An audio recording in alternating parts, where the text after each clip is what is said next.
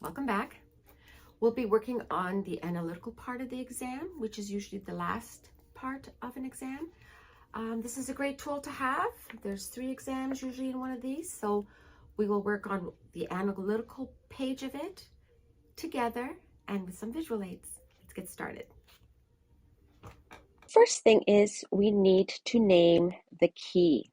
So we take a look at the key signature. All right, there's got 1 sharp, so we know G major has 1 sharp.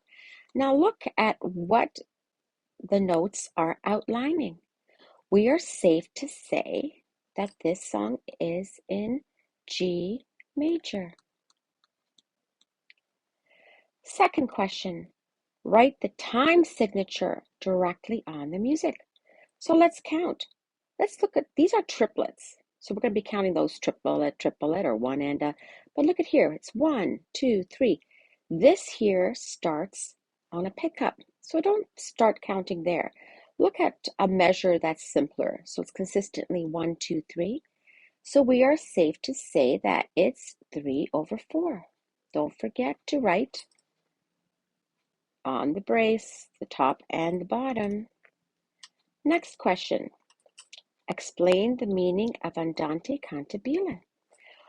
Well, andante means moderately slow. You would write it out.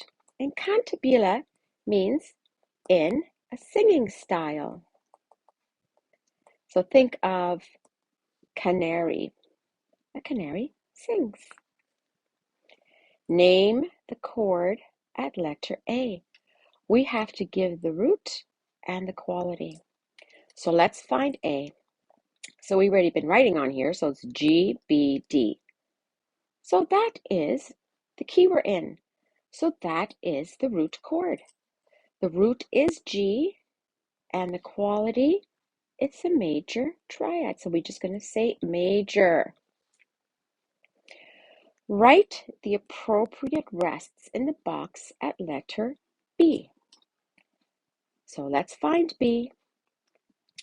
Now, we said that it was a 3/4 time signature. We always have to complete beats. There's beat 1.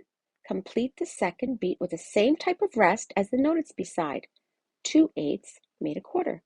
1, 2, 3, and a. The chord at letter C, is it the tonic triad, which is the first, the subdominant, which is the fourth, or the 5th triad of that key? So let's find C. Now we got to take a look at all the notes that are circled. So what are they identifying? They are identifying a G. We got to stack it evenly, right? A B and a D. So we are safe to say that it's the tonic triad, the first triad. But look at here, the chord at letter D. Is it the supertonic, which means the second, the subdominant, which means the fourth, or the submediant, which means the what? The 6th. So let's take a look. Let's find D. So look at these notes. All of these in the box are identifying A, C, E. There's your C, E. So we were identifying A, C, E. So from G major, A is the second. It's the supertonic. Remember, super means above in Latin. Circle a dominant 7th chord in broken form directly on the music. So what is 5 up from G? Okay, so if we write up for yourself, if we write G, A, B, C, D, this is the 5th. Now give me every third. D, E, F, G, A, B, C. Remember, there's going to be an F sharp. So we're looking for these letters. Can we find that?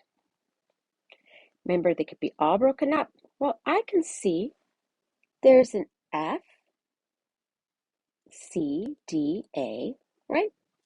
So we can circle that right there because it consists of the 4 letters. Remember, dominant chords have 4 letters. Name the type of cadence at the end of this passage. So we have to do the type.